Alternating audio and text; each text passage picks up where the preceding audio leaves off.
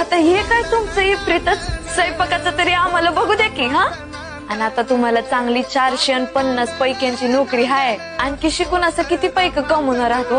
हाय त्यात सुख मानायचं सोडून कशाला करते ती लंडनची वारी. रमा आहे त्याच्यामध्ये सुख मानण्यामध्ये आपल्या पिढ्यानपिढ्या गेल्या आणि मी काय फक्त पैसे कमवण्यासाठी शिकत नाहीये. आणि खरं तर मला 4,500 रुपयांची नोकरी मिळाली ना तरी ती सुद्धा मला कमीच वाटेल.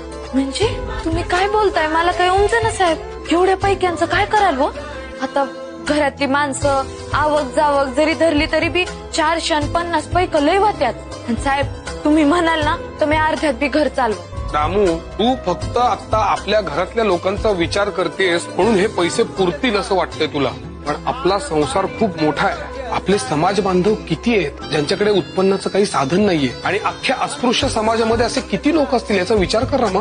म्हणजे ते समजांना आपण पोसायचं. अगं बया रमा तू खरंच किती भाबडी आहेस ग.